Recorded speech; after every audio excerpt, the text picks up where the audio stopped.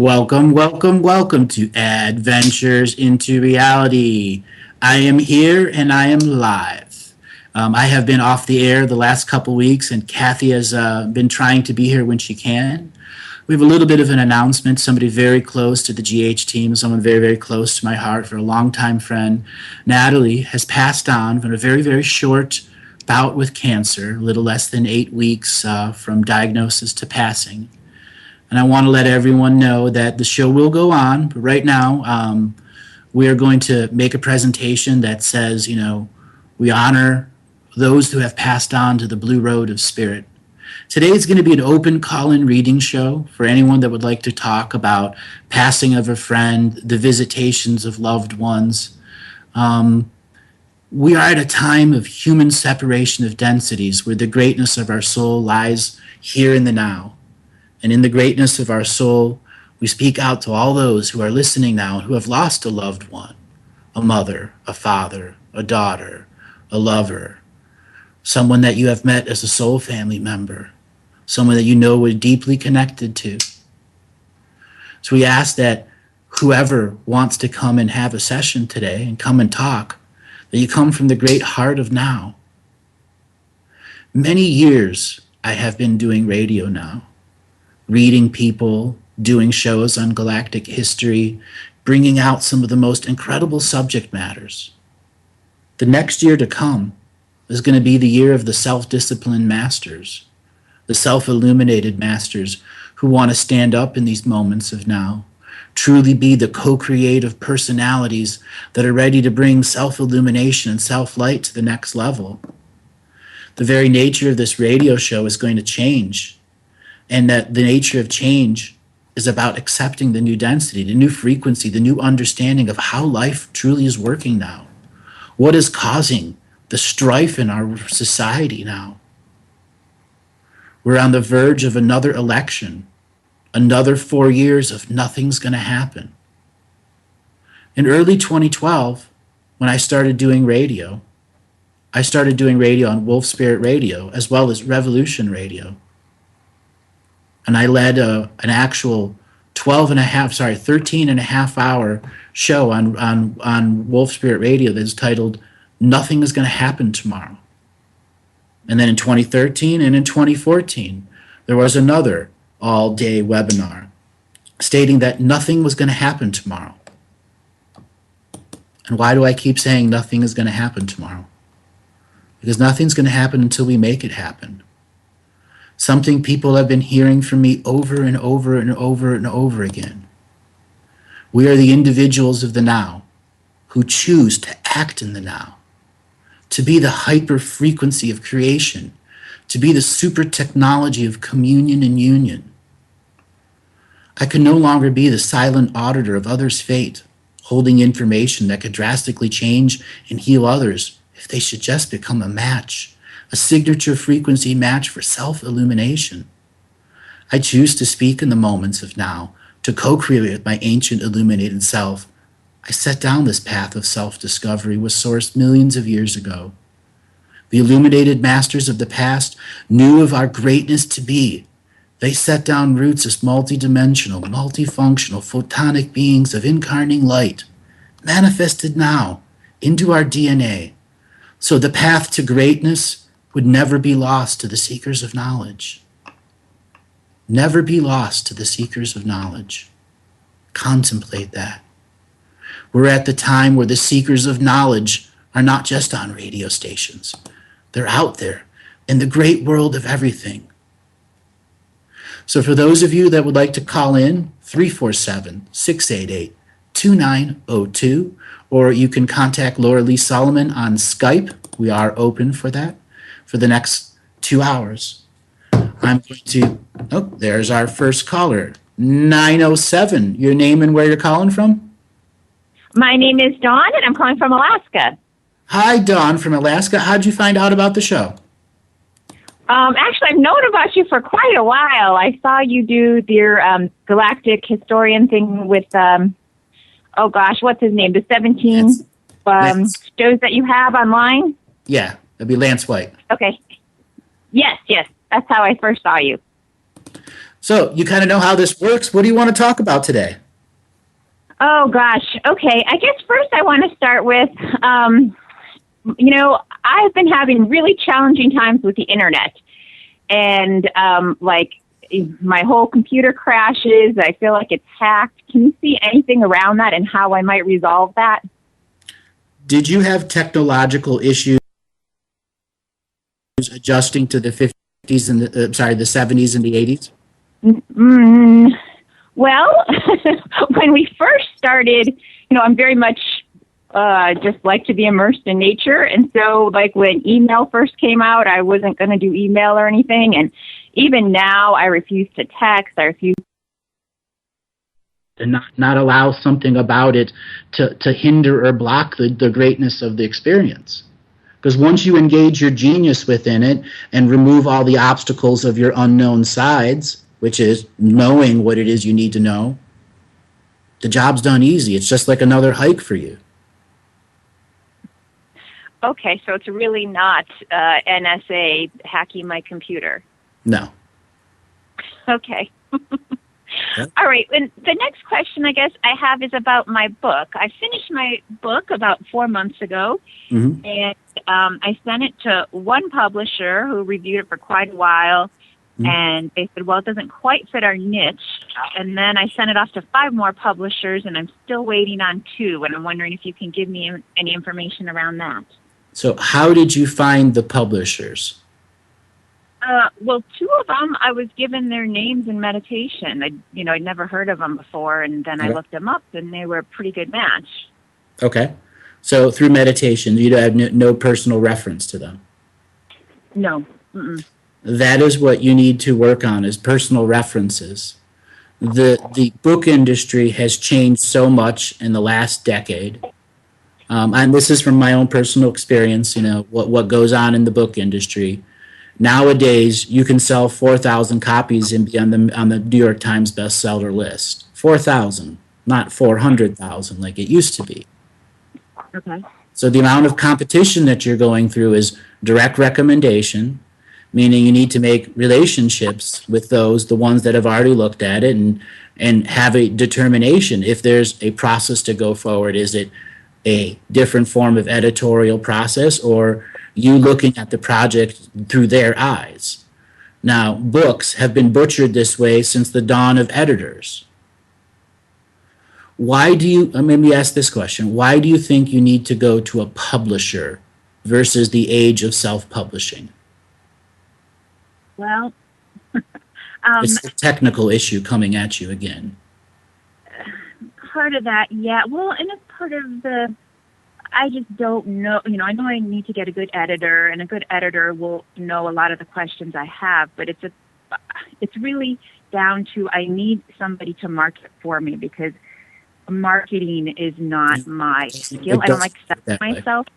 Yeah, it doesn't work that way, darling.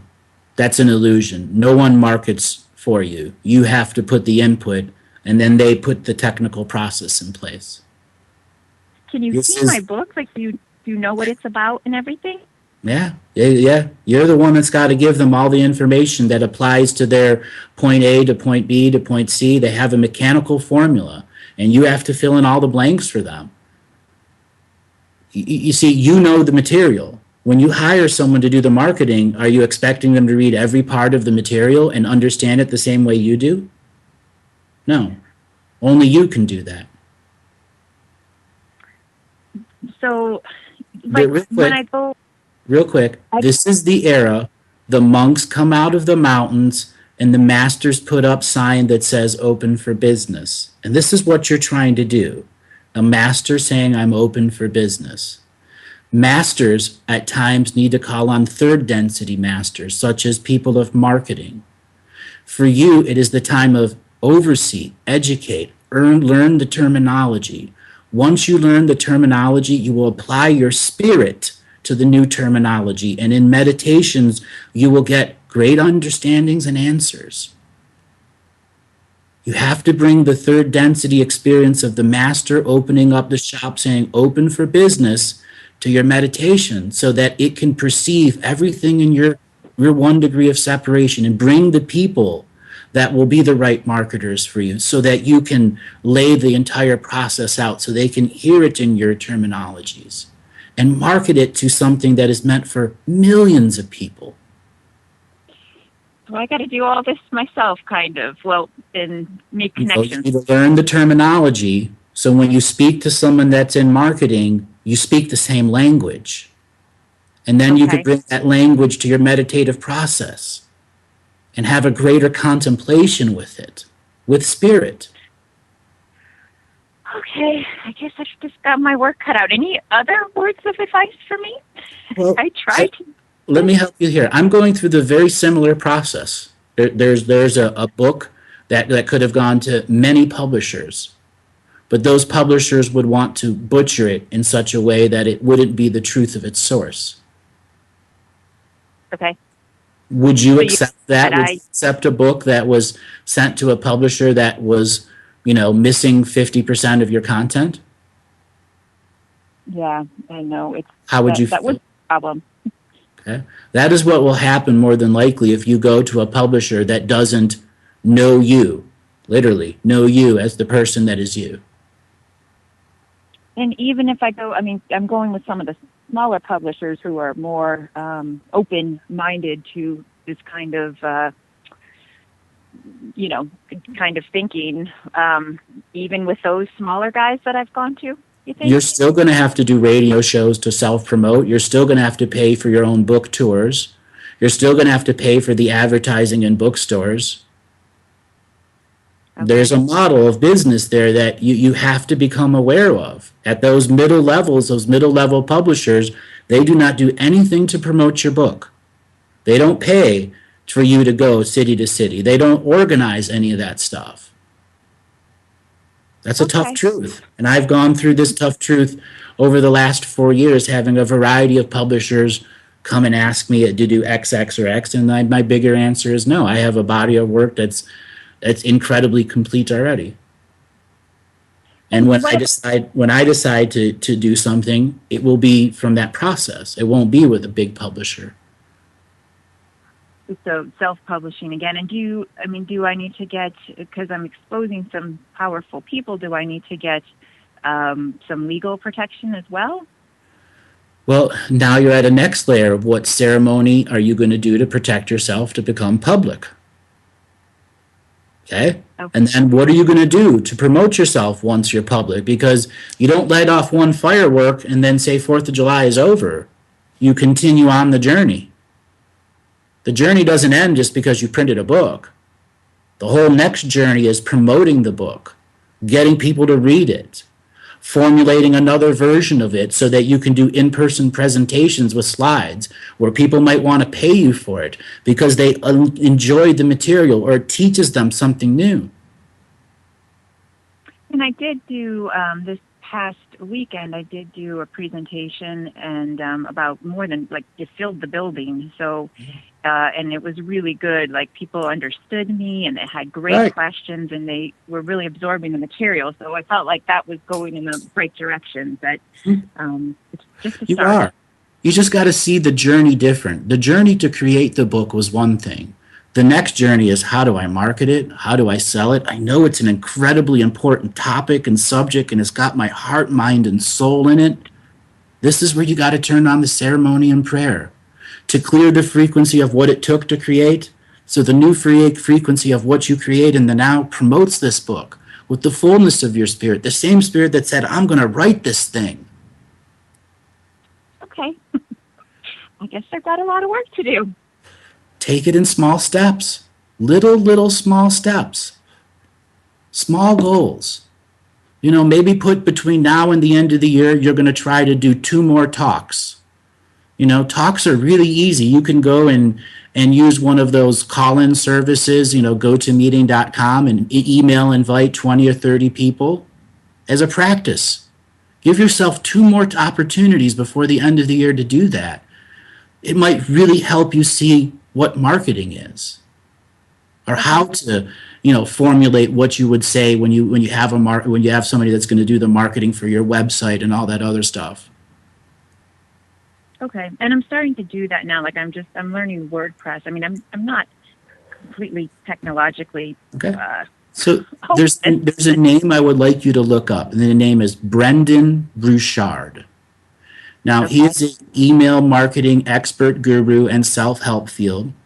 My PA Tanach went to an event of his last year, and he came back with some amazing knowledge on marketing. And then early this year, in May, I also went to an event, and I learned a tremendous amount of the marketing and terminologies. Now, it was a $2,000 course, but it was from 9 a.m. to 7 p.m., Thursday to Sunday. And that's how much information they pack in there. And you can learn absolutely everything you need to learn about marketing from one of those classes. Or you can do the online version of that. I was going to say, that's my other hurdle here is I kind of I left my job to start my meditation business, and I have no money left, so I don't have money to do those kinds of things. And it's not something that... so I kind of need to find some assistance that doesn't cost money. So Brendan gives out a lot of free information. Go and use up all the free stuff. He probably has 15 hours or 18 hours of free videos out if you give him an email. Okay? Stuff that will help you grow and make bigger choices of, you know what, if I'm going to promote and market myself, well, I need to know some of the basic terminologies that they're using. Okay, well, that's good advice. I'll look him up then. And it's Brendan Bouchard? Brendan Bouchard, yeah. Bouchard. Okay.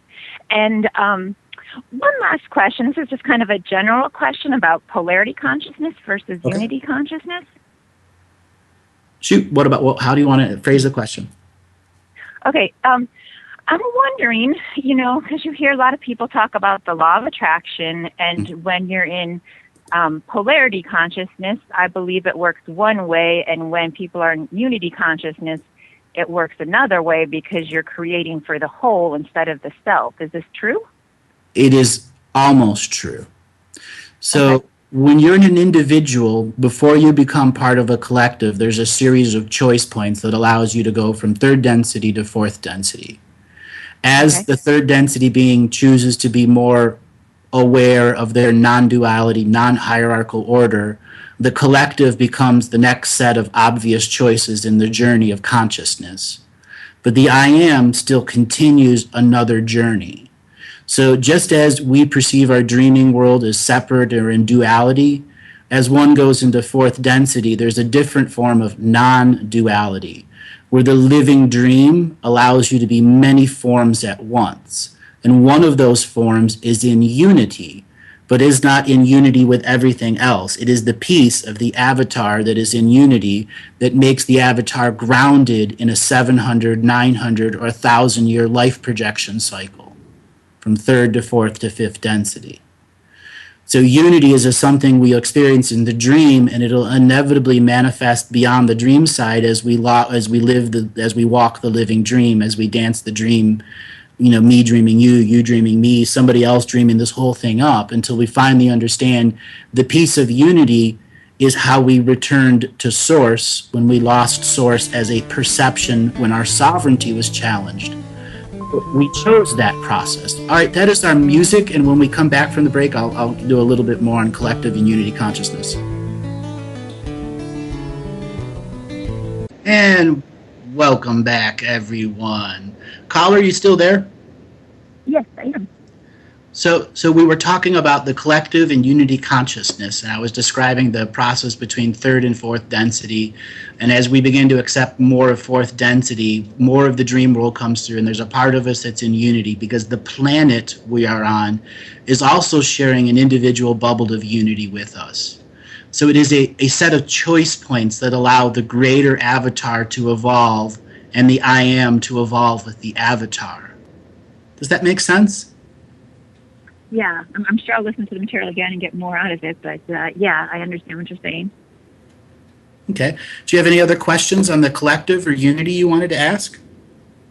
I think that's about it. I so appreciate you being here, Andrew, and thank you and Kathy both. Well, thank you so much. You have a great day. We'll move on to the next caller. Okay, thanks. You too. Bye-bye. Bye-bye. All right. So next caller, 702, your name and where you're calling from? Hi, my name's Amanda, and I'm calling from Las Vegas. Hello, Amanda from Las Vegas. How are you doing today? I'm good. How are you doing? It's been a challenging couple weeks. My friend Nat has passed on, as I said earlier, so it has been a time of mourning and accepting the loss and the grief that comes with that. But at the same time, the evolution of the spirit and the honoring of her as a person that has passed on as an ancestor, doing the ancestral offerings, doing all the teaching, sacred stuff that I've talked about for many, many years.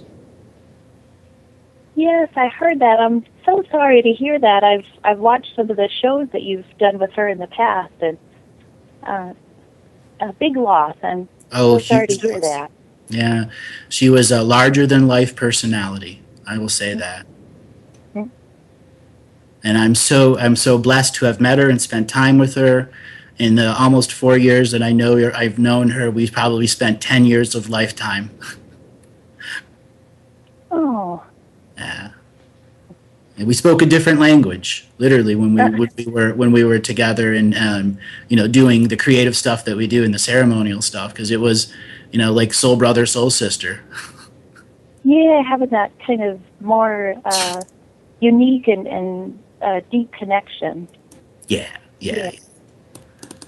So, what kind of questions do you want to ask today? Well, I was, you mentioned you kind of were interested in, topics of loss, and I was curious. My father passed away earlier in the year, and I was curious, I've talked to other people about it, and our relationship was kind of different. I mean, I love him, but he was also kind of, he was more of a harsh kind of person. I mean, he could be soft and warm, but it wasn't his normal demeanor kind of thing. So, long story short, I'm just curious, what were we doing together? Was I supposed to, was he working on something with me? I mean, did we... Okay. What is his name? You know what I mean? Yeah. What was his name and date of birth? Gary, and his date of birth is November 26th. What year? 1960. All right. So you and him had a tremendous amount of unresolved spiritual contracts relating to Ireland, Scotland, Lower England, the Dover coast, the Normandy coast. From 700 BC to about 300 AD, you lived in lineages that were in that area that upkept a lot of the sacred monoliths and the energies of the area. And when the clans began to be conquered, many of the women at that area were forced to breed with other clans that they didn't agree with to try to save the teachings. And you and him got stuck in that process where one time he was the wife or the woman that had to forced to have a child with somebody they didn't want to, just to continue the lineage on, or vice versa, or you were both the women, and there's an endless cycle of being forced birth of others' children. And he you got out of the grid, but he stayed into it a lot longer. So his issues were birthing itself. It wasn't with the soul, because the soul was what they were going to ultimately exchange karma and learn from. His part was the forced birthing. So this lifetime, he was a forced birth. There was something in the signature frequency from the mother and father that wasn't an advanced planned spiritual birth, meaning it was a very short notice that he was in the astral world, and basically he got a date and it said, you either come in now or you have to wait 200 years before you can do it again. And he jumped in and right away picked up all of those other signature frequencies where he was forced to go in without the advanced soul planning. So he had to wing it a lot of lifetimes, or literally wing it. But that was his overall bigger challenge as a soul. This is where you do know he had soft moments. This lifetime, the world beat him down. The world beat him down. And that's okay. The world beats everyone down every day. But it's how we pick ourselves back up during that process. What do you remember about him picking himself back up? He definitely, it's kind of funny you said about the forced birth, because we don't know who his father was. Like, I don't know who my real grandfather is. So that whole side of the family is kind of a bit of a mystery, Mm-hmm. But he, he had a very abusive childhood, and it was very rough for him. But, and kind of keeping that in perspective, I know he did so much better by us than he could have, based on the skills and things that he picked up when he was a kid, So he definitely overcame a lot of that. And one of the things I know that one of the ways that he showed that he really cared was he was a wonderful provider. He just worked his butt off to make sure we had, Yeah. Because that's what he knew in Manifest. He could create more than the love he should be giving to you. Right. Okay? Because love for him was a very distorted perception at a very young age, until he had the children of his own and he truly had to learn what love is. And for him, love meant working. Working in such a way that you would have clothes on your back. You'd have all the opportunities that he never had. That was his service to you. Okay? That was his service to you. Can you explain that a little bit better? Like, showing how to overcome, would you say that was kind of... Okay, so as I said, he didn't get to plan this birth. Okay. So that means you as a child also had very limited time planning. And he knew at a soul layer that he had to provide a certain amount of love so you would eventually blossom at the time of the Great Awakening. And his service to your soul was that. What it took for him to overcome his trials and life tribulations. I So see. he could provide for you. And each time he had to pick himself up was a greater lesson to you of what the ancestors before had to do so we can continue on the path to greatness. Okay. That makes sense. He was constantly reinventing himself. He would do this job for a while, and then he kind of taught himself computers and did that for a while, and then he got into karaoke. I mean, he was all over the place. So, yeah, a lot of change. A lot of change. So are there any other questions you want to ask about that process? You ever have a visitation from him? I feel like I haven't seen him, but I feel like he's around sometimes, and I'll, in my mind, hear him say things to me. Uh-huh. And that is him. Okay? See, this is where you want to take this to the next level. Engage a ceremony of communion with him. You make your room sacred, you pull out the pictures, and you say, I remember you. That's how we honor them. Okay. He is what we call a Blue Road ancestor now. Oh, what's that? The Blue Road of Spirit. They're here to be our teachers and our ancestral counselors in those internal dialogue moments when we have those greatness of choices ahead of us. Make that ceremony mean something to you. And you'll have your visitation in that moment. Okay. Okay? There's little things we can do to connect to those loved ones that have passed on. Beyond the pictures, we can go to another level where we can use guided imagery and meditation to bring their vision to our vision of meditation, to commune with them just at the visionary level without the need to create dialogue, and allow there to just be an emotional transference of love. Is that something you think you can do? Yeah, absolutely. Okay, that's something everyone out there can do. Anyone that has lost a loved one. See him in your mind. Just no words. Just flow with love and emotions. And all of the emotions of grief and missing and all that, what will return to you is the connection of love. allowing those grief energies to be fulfilled so they no longer occupy space within you. Or they open up new forms of creativity because you can feel their signature frequency again and know it in your heart of hearts that it's them. Spirit is all around us. All we have to do is pay attention to it in a sacred way, and it'll speak volumes back to us. Volumes. I was thinking about something that you said when you were describing our journey, and you mentioned that we had lifetimes in Ireland before, and that's a place I've always been like. It feels like home to me, even though I've never been there. And I was actually doing like a dream activity about a week ago, and that was my dream is, go there. I just want to go there someday and just connect with the land. And that's because you built monolithic structures there that altered the ley lines of the land, which determined where souls were going to be born on what lands, what ancestral groups they were going to be a part of, and how the overall earth energies would come out in that particular geographic area.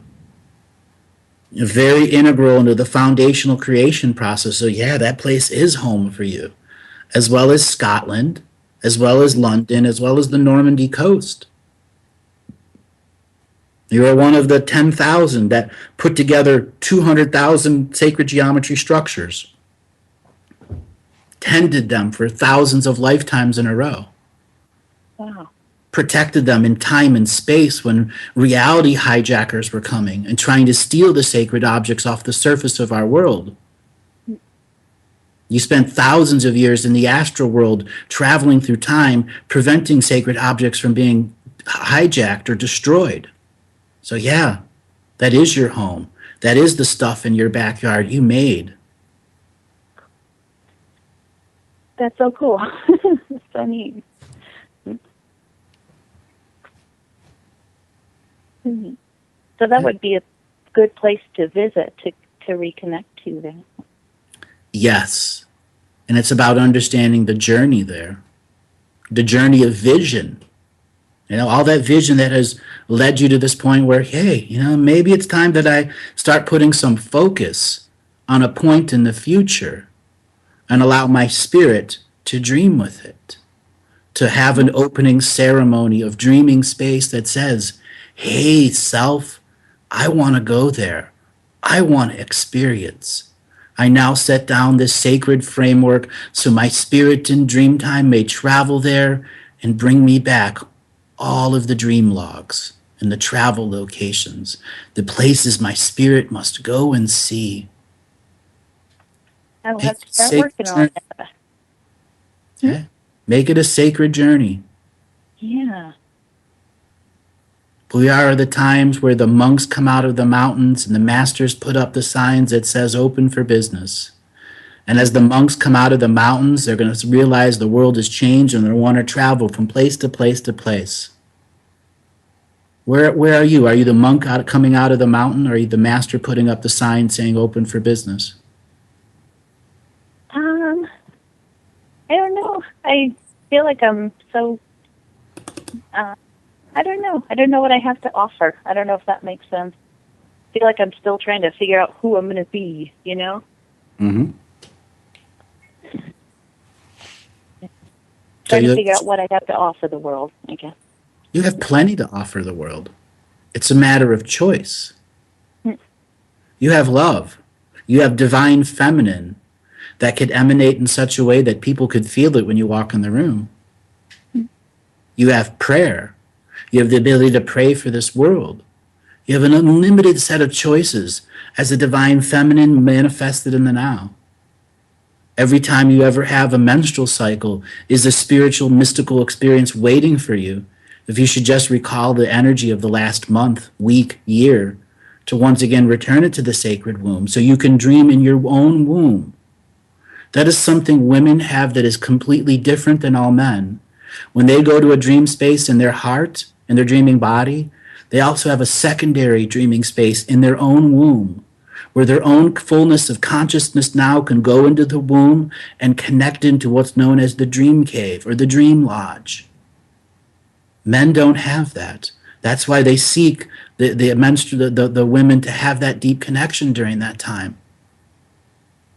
All women out there at any moment during their menstrual process can go into that womb cave entrance, bring their meditative source, light illuminated self, just as if they were pregnant having themselves, and connect to their infinite being in dreaming space. That's the power of the divine feminine now. That's what I see in every single woman on this planet now. And it's just a matter of choice to engage it in a sacred way so that when you come out of the process, there's something truly meaningful to the expansion of the self. Profound, isn't it? Yeah. That's amazing. Would you use it for like setting intentions and helping to like creation in the world kind of thing? Like anything a fetus would do in the womb, when a woman returns her consciousness to the womb, it can do the same thing. It's a matter of learning the ropes and how to drive that particular car. Okay. Pretty amazing. Yeah. There's more there. Once one is in the womb, any children that you've had, those have come from your womb. When you truly need to pray with your children, you can bring their image back into your womb with you in there at the same time, and you can bring your mother into the womb, and then bring the three of you into your mother's womb, so you could have full ancestral expressions. You can go 7 generations to the past and 7 generations to the future and have your masterful, mystical, feminine connection there. And you're not giving away power to anything. You're understanding the process of the womb. It sounds like a really deep and beautiful way to connect. Yeah. Those have been in indigenous teachings for tens of millions of years. Yet only a handful of people hear these words. Can you spread that knowledge and wisdom? Can you pick up the mantle of responsibility and say, hey, I wish to take this vision to the womankind around the world? Can anybody else out there do that? We're at the time of human choice. The dream world is within one thought of mystical manifestation now. Almost 4 years now, I've been doing what it is that I do on air, simultaneously here in the dream world and 20,000 other worlds. I don't often talk about that other than in the descriptions of how I do things. But I'm simultaneously in 30,000, 50,000, 100,000 places. But it doesn't affect this Andrew and this mind because it's in unity. It's an equal co-creation, non-competition, non-hierarchical order. I've made my progression from 3rd, 4th to 5th density, and I don't need to compete with any of those other versions of expressions, for each has their non-agenda and an agenda, which is a part of the greater spirit, to connect to all beings that are listening for a signature frequency teaching of the moment that connects to the highest forms of individuated truth that help the individual beings in the signature frequency of times to go through the greatest changes needed in their tailored moment of the self. I say profound things at times. I know this. But there's a flow to what I do. And I wish upon the highest star in the greatest parts of our universe that millions more can step up and do what I do. I personally do not think it's hard.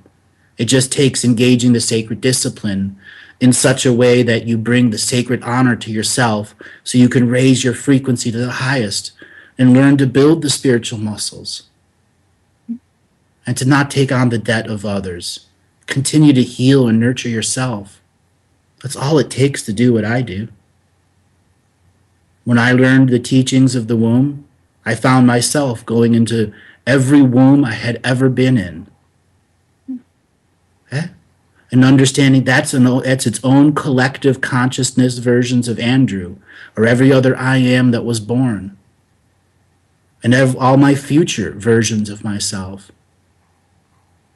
I made those part of my meditative moments, my meditative dialogues, a part of my walk in the woods.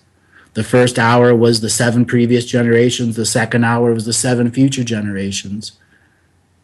or each footstep represented something different because I was a disciplined, self-illuminated master, knowing if I put my focus on those frequencies, it would manifest in front of me, within me, internal, external, and eternal. 1 + 1 = 2. When our focus is on a process, the process reveals our focus and the layer of focus that we put behind it. Thus, our knowingness is in continuous expansion and contraction. We live in such unique times. We are literally one thought away from somebody creating something the system cannot deal with in any way, shape, or form, and the system will crumble around it because it's an infinite thought creation everyone else can instantly understand in words. You've heard the saying, a picture's worth 1,000 words? Mm-hmm. Sometimes 100 words are worth 10 million words. Uh-huh. And we're at that time where someone will do it. They'll figure out that 100 words that has 10 million words behind it. Mm-hmm. So what is it that you do for a job? I advise at the university here. Okay. You like the job? I do. I could do it in my sleep. Okay. But it's fulfilling. It's nice. Mm-hmm. What do you And think? it's part-time. What do you think? What's What do you think the community and the university is missing? Ooh.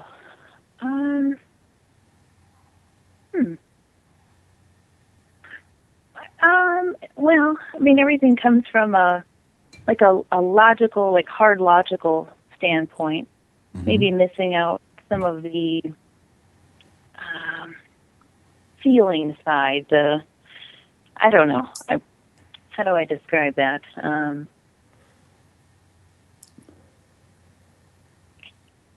Personal human connection kind of thing. It's more cut and dry. It's the rules are set, and it's just very. I don't know how to describe that. Okay. Would you say your life kind of reflects a lot of the stuff at the university now? Yeah, I would say so. Yeah. Okay. You've come to a university, and you were saying before you don't know what you have to offer to the world.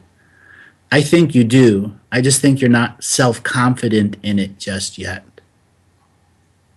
You have a way with words. You have a way with people. It's a matter of how does those two ways assist people in learning and understanding or creating at a different level? What are your passions? I don't know. I haven't found that thing that you just kind of would do for free. You just love, and you know what I mean. Get you excited to do something. Mm-hmm. I haven't found that. In your whole life, you haven't found that. All right, that is our break. Hold on, darling, and when we come back, we'll go on. All right. And welcome back, everyone. Caller, you still there? I'm here. So, did you have any other questions that you wanted to ask based off of what we've talked about? Is there something I should be looking at or working on in the What you have, future? yeah, what you have to offer the world. Yeah, I know. How do I discover that? Should I meditation or? No. I'm going to go once again. What is your passion? I've always liked working with kids. When I was a kid, I kind of wanted to be a teacher, and I always wanted to be a mom. I have a son, but I didn't have any big picture idea. I don't know. Then there's your answer. You need to look at the picture. Do you want another child? Is that something that's subtly inside you? I did. My husband doesn't. Okay. And I've as my son's gotten older, Can you still? What's that? Can you still have children?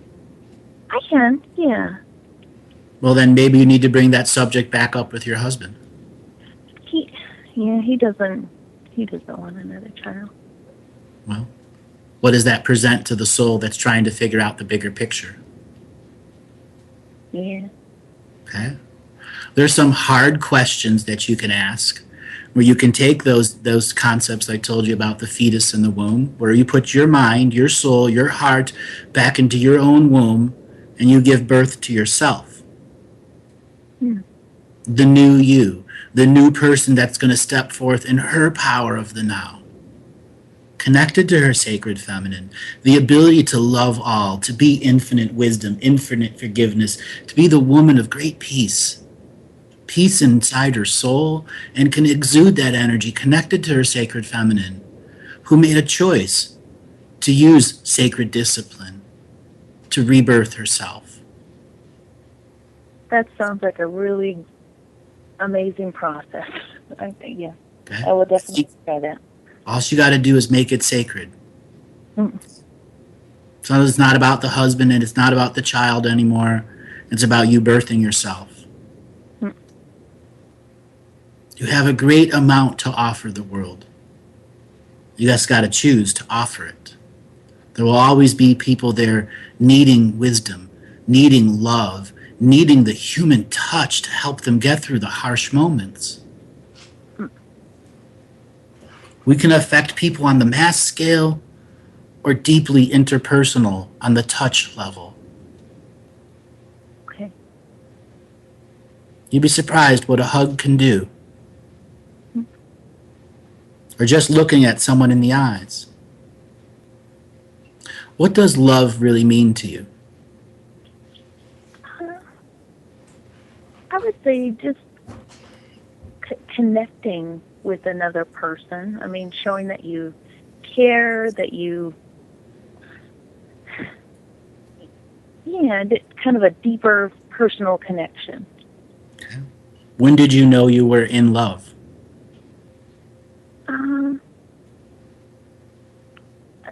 This, like with my husband, I would say this pretty quick. Yeah. A couple weeks in. That's what it's going to take to be in love with yourself. Oh, okay. In your own womb, making it sacred. Process isn't hard. Women, since the dawn of time, have figured out how to do it on their own. How to connect the concept of their womb to those that have come out of it and those that came before you. The teachings are all around us. Integrate them. Synthesize them. Create with them. And great vision will appear for you. It's just a matter of choice. Just got to do it. Yeah. That's right. You got to do it sacred and enjoy doing it. And when it becomes a chore, ask yourself, why did I make it a chore? The process is loving myself, doing it in the state frequency of love, because my goal is to put my consciousness back into the womb, my sacred place, my place of great feminine creation. How much of a ceremonial life do you really have? Very little. Very little. What's really stopping it? It's me. I don't make time for it. It's definitely me. Okay. Yeah. At what point in your life? At what point in your life did everything else become more important than yourself? Yeah. Married and had a kid, and it's like. That's right. Just You didn't make time engaged in the for it. process of having to be an adult, having to be a mother, manifesting this density to make sure the kid didn't do anything stupid and chop off his own nose. Okay? Make sure the husband was satisfied and taken care of and loved, and he loved you back, maintained a relationship, grandmothers, grandfathers, all those other things that mothers had to do. Okay? So here you are all these years later. Now it's time for you, where you got to say to yourself every morning you get up, The time is now, and the power is me. The choice is me. And this applies to everyone out there. The power is you. Choice. Just have to do it. Mm-hmm. We can see it as a great hurdle that's unaccomplishable, or we can take it in little steps and have companions along the way that help us take each short step, each short process, so the overall process doesn't beat us up before we've even begun it. I'm gonna give you a little curveball. Okay. How is the election affecting you? Oh, You go, I'll be so glad when it's over. It's, I feel like it's affecting everybody around me, and is high anxiety and just, yeah. I call it the pimple that's about to pop, or somebody's going to put some antibiotic on there and start slapping their hand so they don't touch it anymore.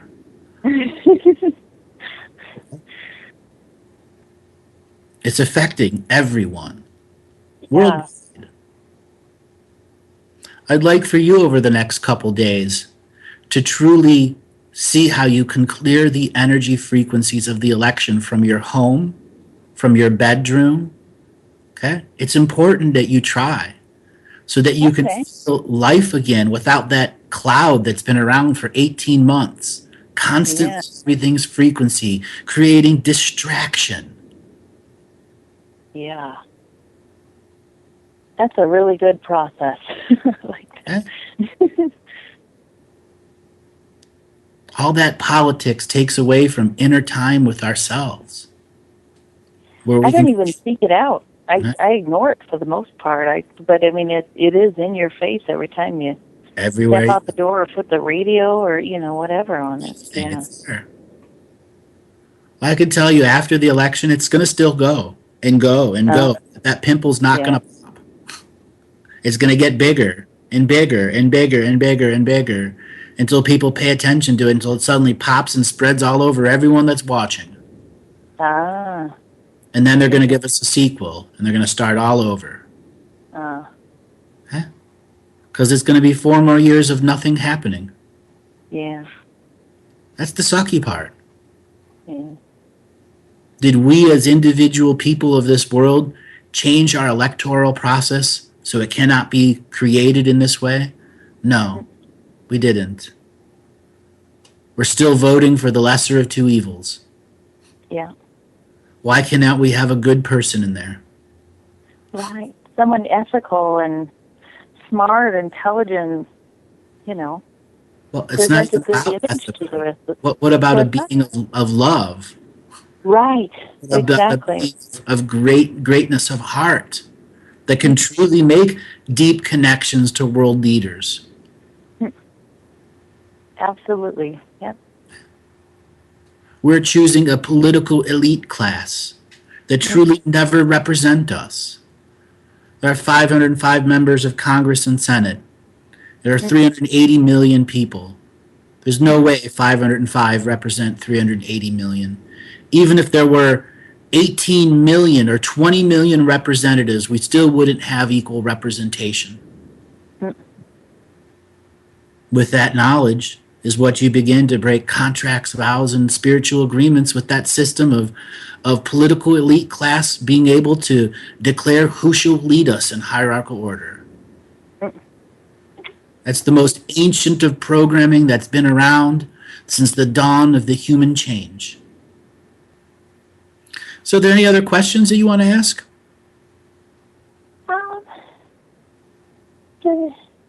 I've never asked about my galactic history. Is there, I don't know if you have the time, or do you want me to call back another day? I got time. Okay. All right. So galactic history. Let me track you back here.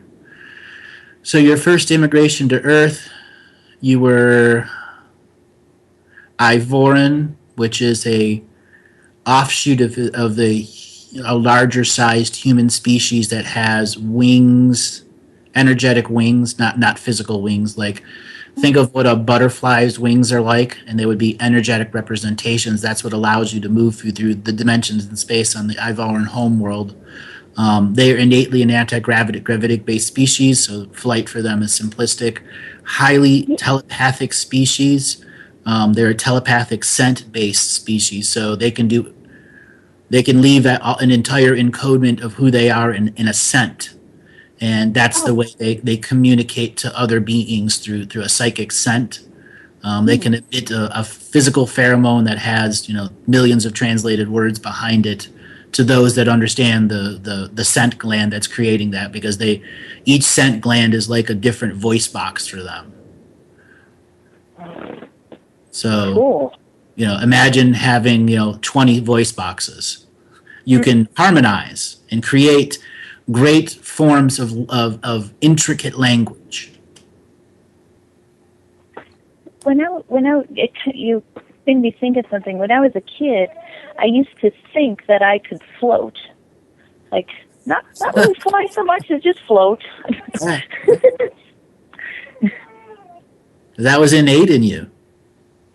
You could just float. That's a natural anti-gravitic species. It's built into their consciousness. Huh. Really neat. All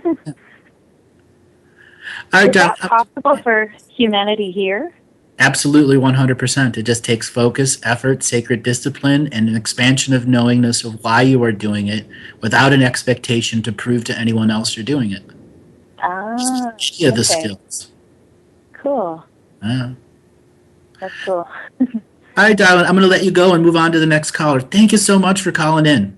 Oh, no, thank you so much. I really appreciate your time, and thank you for everything. I'm going to go back and listen to it a few times. Okay, there's some deep stuff. Thank you so much. All right, take it easy. You too. Bye. All right, I'm going to move on to the next caller now. Jean via Skype, are you there? Yes, it's Genie. Hi, Jean. Where are you calling from today? Hi, Denver. Denver. So how did you find out about the show? My husband found you we listened to a lot of YouTube videos, and I had found you and put you in my queue, and I just was like, oh, it looks kind of confusing, I don't know. He found you and just was blown away, and then we've just been following you ever since, and that was in January. Okay, so what was it about the material that made you want to call in today? All of it. I don't know, everything. I feel so connected to you and the material. I don't know. It's everything. Okay. Was there anything specific when you first started? You're like, well, this is something I have to listen. Yes. I think the galactic history, the big picture. I've just been searching and searching for just answers to everything, or trying to understand. And it was you gave finally a big picture that no one else I hadn't heard before. Okay. So what kind of questions do you want to ask today? Well, I first want to tell you sorry about Natalie. I love to hear you guys laugh in some of your videos. There's something about you guys laughing together that was magical. Yeah, her and I talked about that many times off air, because we would save up these little multidimensional jokes for each other, and I was very, very good at getting her to wait for her to sip her tea, and then I would use the dimensional joke, and she'd spit it out, and she'd do the same thing to me, and we'd laugh for hours. Yeah. It's funny. Yeah, I could feel there was some energy when you guys would start laughing like that. So, well, my mom passed away 2 months ago. Since we're on the topic of grief, I kind of have the same question as the woman before. I don't really know what I was doing with her. Okay, what year was she born, and her full name? Her Sherry Lou Melberg. She was born 1942. And where was she born? In Oklahoma City. Okay. So, all right. Your mother as a soul wasn't living in one being when she was born in 1942. She was living in four beings that were originally born in the early 1900s, 1915, 1920, and they were in the war. One was in Germany. Another one was in the Asian area, the Chinese area. One was on the Pacific coast as part of the Japanese fleet at Rubal, and then the other one was in Australia as part of a Australian fleet. Wow. He was a fighter pilot. And they all died in the war before 1945. They had all passed. And when they passed, those soul shards reintegrated into your mother. And her soul had gone through a great healing by following through to each of those war points. And the reason you were born through her womb was her resolution of karma had prevented you from being born in her womb for the last 1,700 years. You and her had been trying and trying and trying and trying to get it to line up right, but you couldn't. You had already cleared up the majority of your war frequency by 10,000 BC, and you were waiting for a number of the others to step up and open their wombs, and the fathers to open the seed, so that you could come in and make a great change. Wow. Okay? Now, your mother had to grow up in a world of great change that didn't respect women the way that there's a level of respect today. And a lot of that need for great change of soul, of connecting to you, was lost in the forgetting of who you were. How was your mother dealing with spirit? She was really disconnected. She was more narcissistic, and Yeah. she had the connect. She had it. She just couldn't connect to it, but it was there. Well, the thing is, she did connect to it. But after a while, she couldn't tell the difference of what her narcissist ego and what the truth of her soul was. Okay? Yeah. What was self-serving versus what was serving others. It was all upside down and inside out for her. Because she didn't have the ancestral format to help teach her the powerful being that she was. But you being born through her womb was the completion of the karmic contract. Everything that came out afterwards is a reflection of why it took so long, of all the other things that were still needed to be resolved. And those lessons that she taught you have taught you how to be different than her, yet still look at her great traits and still be able to say there was something about her that I came through that I can pass on to the future that isn't negative. That's honoring our ancestors of the past, creating the moment of instant connection with them by expressing the unity and love, by being the eternal feminine spirit of forgiveness, going into her womb or bringing her into your womb and praying with that. Bring the great forgivingness. Ask for a visitation in true love to be shared in the womb space. Wow. You know, these are just some of the things the galactic history has to offer us. Old ways that apply to the creative being of the now. That's perfect. Thank you, sir. See you back. Perfect. Okay. Yep. Okay. So what other kind of questions you want to ask? Galactic history, if you have time. That is our music break. We'll be back in just about 2 minutes, and we'll go on with that. Okay, thanks. And welcome back, everyone. So I've just gotten a message from Nighthawk at the station. For those people that are using mass auto redialer systems, please stop. You are crashing the station and the switchboard. Please be respectful when you're trying to call into the show. There are people that have already gotten on. When we give out the number, we give out the method of call. If there's not an answer, please stop after a bit. We will announce. We've gone through this a number of times now. Please do not use technology that auto dials. You crash the system. Also, the station is now at the end of the month, and it just needs $70, 70 simple dollars to get to its next goal. So we ask you to stop on by that site support button and give those stations a little bit of time, because it really does a lot of great service for everyone. All right, so Jean, are you still there? I'm here. So what other kind of questions did you want to ask? Just some galactic history would be good if you have time. What year were you born? 1972. 1972.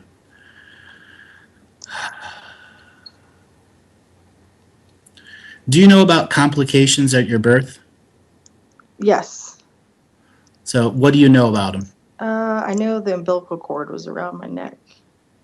That's all I know. Okay. So there was a lot more going on there. Okay. So in similar to the previous caller, there were issues about your birth in the first place. And whenever there's umbilical cord around the neck, there are issues with the mother and father not ready to have children. And then the child at the last moment trying to change the spiritual contracts. And up until the last second, it takes a significant amount of love from the mother and father to make sure the umbilical cord doesn't stay around the neck, so they can actually be loved enough to come through the birth canal.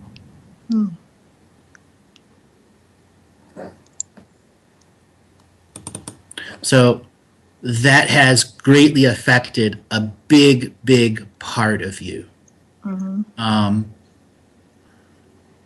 Now, your mother was supposed to teach you a variety of things that were supposed to be super highly spiritual, but she didn't. Okay? The reason you were born there was you needed to be born in this time so that the divine you could find its own way, even though it had a mother that imprinted it in its own negative way. That was a part of your bigger soul's purpose. And now how this relates to your galactic history is how you originally came to Earth 31 million years ago. You were a very powerful feminine spirit that could go from world to world to world. You didn't need to live in a single world. So you were Pleiadian, you were Arcturian, you were Voran, you were the top 50. You lived everywhere. And then when Earth became... Can you repeat that last part, Andrew? I'm sorry, I missed part of it. You said I could go... You could go everywhere. Okay. You didn't need a single world to live in to call home. Every world you lived in was your home. Huh? Okay. And then the time of Earth came, where Earth gave out a call for the most powerful feminine spirits to come to her surface and begin an incarnation process so mass amounts of birthing can be done. And you accepted this call and retracted all of your pieces and parts from all the worlds you called home and began to make the great journey here. When you arrived here, Earth was under heavy bombardment spiritually from thousands of masculine spirits who were trying to outbirth the feminine spirits, to declare a lineage, to see whose soul was going to have a bigger mark on the surface of this world. This began competition. Okay? Your soul did not want to come here to compete. It came here to be a part of the divinity path. And you continued to do battle with the masculine and the feminine about what the divinity path meant, what it meant for birthing children, until finally the divinity path expression ended around 11 million years ago. And divinity path beings once again had to divest themselves into 30, 40, 50, or 100 beings living on the world to resolve their individual karmas or dharmas created while they were on the divinity path. The world was going from 7th density to 6th density to 5th density to 4th density until finally what it is today. And you were one of those people that once again had to divest into hundreds of parts. When Earth went from 5th density to 4th density, you were down to only about 5 or 6 pieces living on the world, resolving your expressions. 3 of them were resolving war. The other ones were trying to resolve divine feminine love to those that are in war. And then around 5,000 years ago, your soul came out of having to be many pieces, and it could be one piece. And this is where your opportunity to live with your mother began. You had lived with her in other lifetimes doing other things, but never in the state relationship that you had. You had both been enemies and friends, kings, queens, paupers, lovers, but you were never able to be born through each other's wombing process in a cyclical format. So one of your selves that was born in the future, which would have been in the 1930s, could possibly have been your father? What? Can you repeat that? Okay. What do you know about your father? He died in 1989. Mm-hmm. He was pretty closed off too. Mm-hmm. So you were your father. Okay. I mean, I could totally believe that. You were your father. And that's what it took for you to come through your mother's womb as a single being, not as many beings. Okay. Okay? And now the greater lesson of this lifetime is, now that I'm a single being born through the womb of my mother, with myself as my own father, what am I here to create with? What am I here to do? What are my spiritual gifts and talents? Who are my companions and lovers that will help me through this great journey? What do I make sacred in my life? What do I teach? What is it that you want to do this lifetime? I'm trying to figure it out. I know I'm on a path that my gifts are opening up. As far as my talents go, I'm mostly an artist. That's, if I had a passion, it would be art. Mm-hmm. I'm trying to figure it out. Okay. What does your spiritual path tell you? I don't know yet. It's just still, it's something, there's something. It feels like something. It feels like something important, but, I don't know if everyone feels that way, Maybe healing of some kind. Mm-hmm. But you don't have passion for that, do you? No, I mean, I have passion for the information and for feeling like trying to get somewhere. Mm-hmm. I'm just not sure where it I'm going to is. give you a little reflection that may be tough for you. Okay. Your mother has stolen your ability to create your own passions. I believe that. Okay, because of her narcissism. And now you find yourself at the greatest challenge of all, self-inspiration. Mm-hmm. Without the mother's judgment, even though the mother's judgment is always in your sympathetic and parasympathetic because it's been metaphorically beaten into you. Mm-hmm. So you're going on 42, right? Just turned 44. Just turned 44. Mm-hmm. What does it take for a 44-year-old woman to get a whole new layer of inspiration and creation that doesn't have anything to do with their mother? Like the other caller, it's putting yourself back into your womb and rebirthing yourself. Mm-hmm. What does it take for you to do it sacred? The next thing is passion. You talk about art. Is that what you're doing for a living? No, I'm an attorney. Okay. Why are you an attorney? Well, that was just part of my, being led down the wrong path. My grandpa was an attorney. Mm-hmm. It's probably just the male domination factor. Do you like being an attorney? No. Okay. Okay. Does it make all the bills, that pays all the bills you needed to pay? Yeah, right now it does. Okay. Is there a way for you to work your butt off for a little bit, 4 or 5 months, and then go on a sabbatical? Probably, yes. I do, the work I do now is I just review documents, so I hardly, it's not real stressful. My husband hasn't been working for a while, so that's the main reason I just had to work a lot. But yeah, I can take time off pretty soon, I think. It's time for you to do that. Okay. And it's time for you to plan, so you can get inspired. Where do I want to go and what do I want to do? Mm-hmm. Are you ready to let go of the control of the mother who's passed on so you can truly, freely be the spiritual and loving sacred feminine that's you? Mm-hmm. Are you ready to be passionate, impassioned, and emboldened with the spice to taste life? Are you ready to pick up the mantle of self-responsibility to heal yourself, nurture yourself, self-educate so you can be in a self-illuminated master, not needing anyone else as hierarchical reference of what to do? Yeah, I've been pretty much asking those questions the past couple months. I mean, I know it's time. Are you ready to answer them now? I mean, I'm ready. I've thrown my hat in the ring. It's happening. So, Okay. So let me give you a little recipe of something you may want to include in your life. okay. Go and take a healing class. Okay? Really study hard in it. And when you're studying, are you truly doing it for yourself, or are you doing it to take to others? Okay?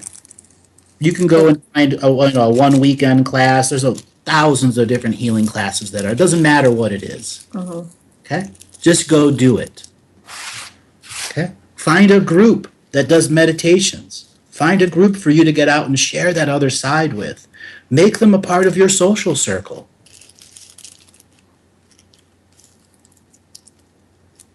Okay. And I should be doing it for myself, is what you're saying. Absolutely, just for you.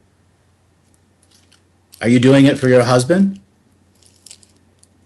Well, So much of you is doing for everyone else, isn't it? I've got a 3 and a 5-year-old, so So, and that means you have a whole lot of mommy. yeah. Okay? Mommy, where did I leave this? Where you left it the last time. Okay? It's over and over and over again. So, you need to pass the torch of mommy to dad for a while so mommy can have off time. He can do it. Okay? So some of the places that you want to go seek, the ancient places of power. I can tell you right now, you're not going to want to take the kids because you're not going to have the experience you want to get out of it.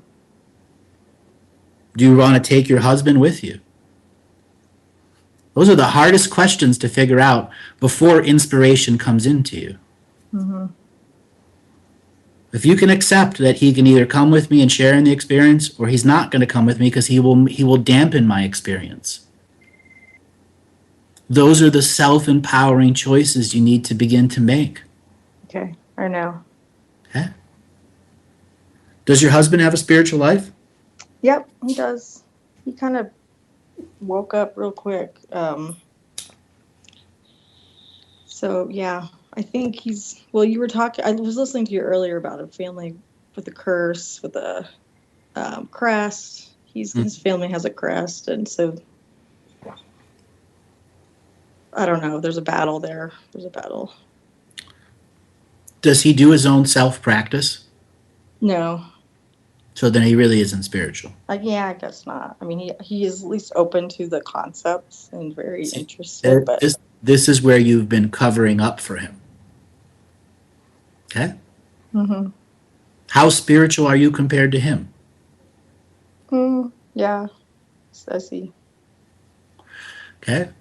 This just means you've grown apart, but you haven't grown permanently apart. Your first statement is he's an awake being, learned right away. Well, now it's time to ask him. He's had time off of work. What does spirit mean to you? Share a book together. One that's benign that you both haven't read and can use your connection to each other to determine, hey, can we see the same way? Maybe you see it a little differently and I see it a little differently this way. Classes to do, online meditation classes, all variety of things. This is the world of giant distraction out there. The greatest couples therapy and healing is through those processes. Because when your husband gets out of his own way and allows his spirit to come through, you'll realize that he went through a very similar process to be with you. That his mother and father had their own issues that are unable to birth him. But finally, at the end of time, when we've gone through these 4 paradoxes and all these screwed up things have happened, they finally did enough to get the spirit they wanted to be born through their womb, and it's done. He is like you. It was hard work to be born that lifetime. And he has spent a lot of lifetimes to be able to live with you. And you have spent a lot of lifetimes to live with him. Now, what does it take for the I ams who have been through all those traumas to get there, known and unknown, to get on the same page, to have the same signature frequency, to be their ever-evolving selves that don't grow permanently apart, but have these moments of ups and downs like breathing in lungs, where they come back to the center of love, the center of the human touch, and the creational process that they've gone through, to express love on a greater scale, love at the heart and not just the root.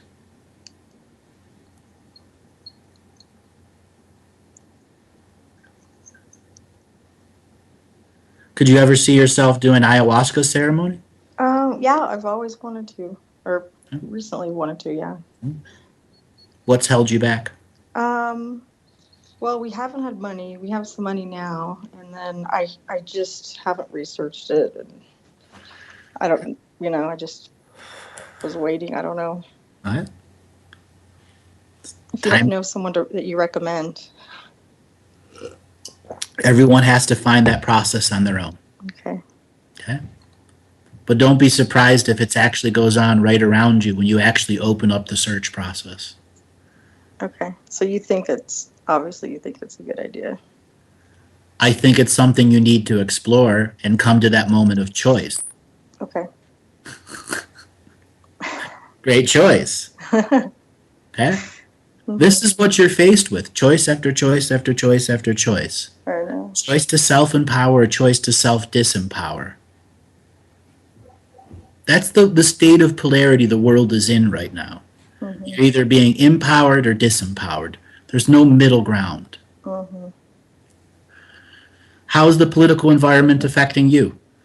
We don't we don't watch TV, we don't listen to radio, we just think they're the puppets, so we don't get into it, but it's around. I mean, you do feel it. Mm-hmm. For a while I was worried, but just, what's going to happen, but I'm just trying not to think about it.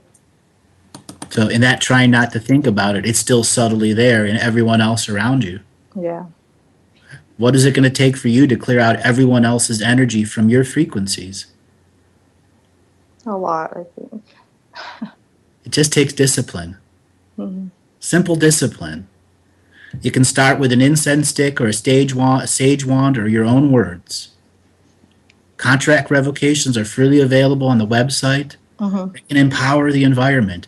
Get those negative frequencies, those polarized charged frequencies out of your life so clarity of thought can exist for you. So you can take the higher density information you guys have been learning since January and apply it to yourself, how it actually affects you.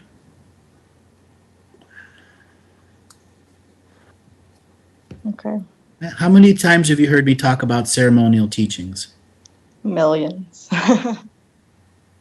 What's it going to take for you? Yeah.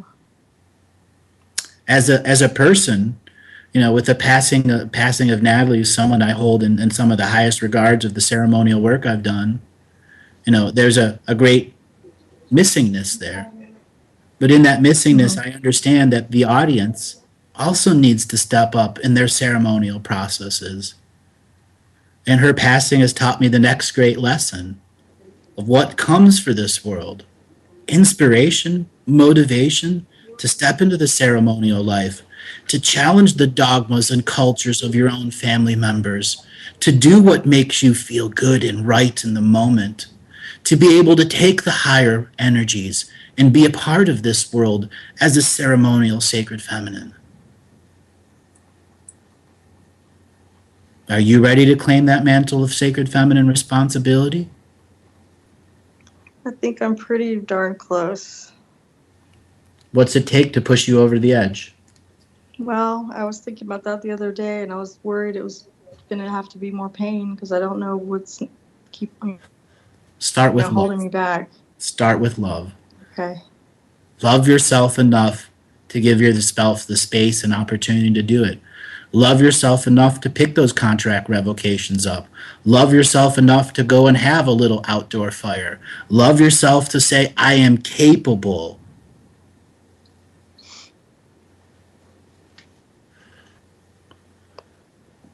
It's that simple. Mm-hmm. The rest is discipline. Do you love yourself enough every day to make it a part of yourself, a part of your daily walk? The event I just did, Living the Mystical Life Daily, is about that, bringing in the mystical into your daily life. So the divine co-creative you can flow with inspiration, creation, and dreams at any moment in time, not connected to hierarchical order and not in duality. Your dreams are easily available to you now because that is what you were meant to do this lifetime. Have access to fourth density as the great vastness of expansion of our species comes. As we let go of the old ways of deception and domination and accept a new way of dominion and unity, where communion actually means something to us.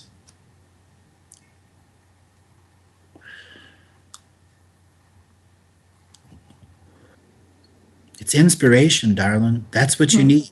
Self-inspiration, self-motivation, self-illumination to continue your spiritual locomotion through this third density world, to accept the gifts of fourth density and still manifest in third until such a time third density is no longer needed as your root expression, where all expressions are a part of you. That's the greater journey. A journey that is a series of small steps that begin with the very first sacred step, saying, this is my sacred step, not for mom, not for dad, not for husband, not for children, not for anyone else other than myself. These 10 million lifetimes that I've been through have given me this opportunity now to do something with it. And I start with loving myself enough to make it happen. How can someone live for so many lifetimes and still find maneuvering in the 3D so difficult?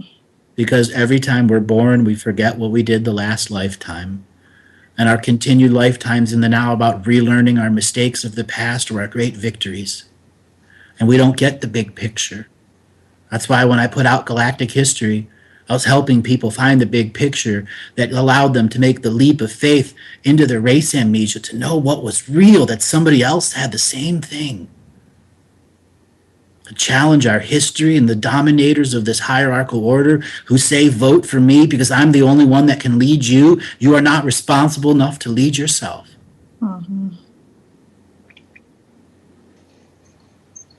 Yeah, I feel it all. I mean, everything you're saying, I'm right there. Now can you emanate it? Be it.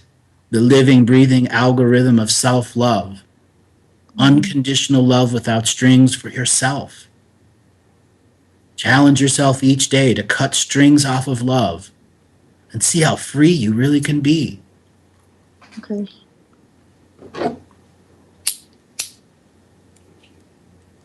Is there any other last questions you want to ask? One quick one about my son, who he's 4.5. He talks about a troll that appears in his closet and takes him to his spaceship, and I just was wondering what was happening there. All right, what's his name? Gage. And he was born in 2012? Yep. Why did you choose the name Gage? Well, that movie Pet Sematary, I know it's more of an evil movie, but I just liked the name. I always loved that name, and I kind of debated just because it was, kind of from a horror movie, but then my husband randomly said he loved the name, and then it was just like, that was it. That was just his name.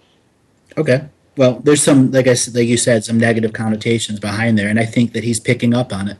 Oh. In some way. But there is a manifestation of energy that is there that represents as the divine feminine that you need to clear out. Okay. You need to go into that room. You need to clear the energies, pull all the stuff out of the closet. Okay? Change the energies around there so whatever is using a portal to create fear in him can no longer do it. Okay. It is your mother's duty and responsibility to keep the energy environment clear for him so he has a great chance of growing as a powerful being, not imprinted with the negativities. Okay. I did do the 4 corners I put crystals in the 4 corners, but Oh, Well, you're going to need to do that every week or every month for a little while, so Okay. that your energies can come in. All right, everyone, that's the end of the show. It will be a little bit of time before I'm back on the air as I go through my extended mourning process, having lost Natalie. We're going to honor her in our spirit way, and stay